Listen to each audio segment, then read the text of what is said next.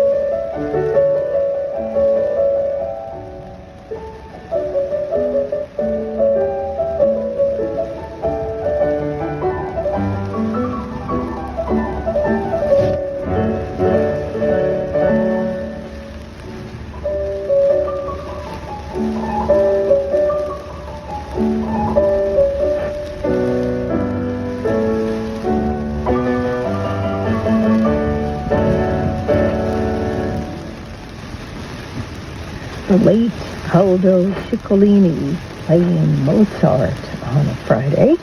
That was the Piano Sonata number 9.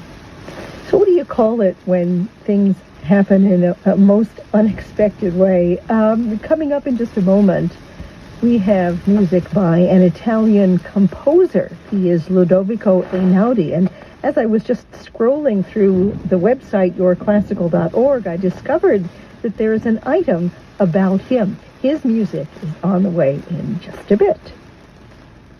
Support for WWNO comes from the Historic New Orleans Collection and its New Orleans Antiques Forum, August 4th through 7th. This year's forum examines Spanish influence in Southern decorative arts, with talks on architecture, portraiture, ceramics, and more. Details at hnoc.org/antiques.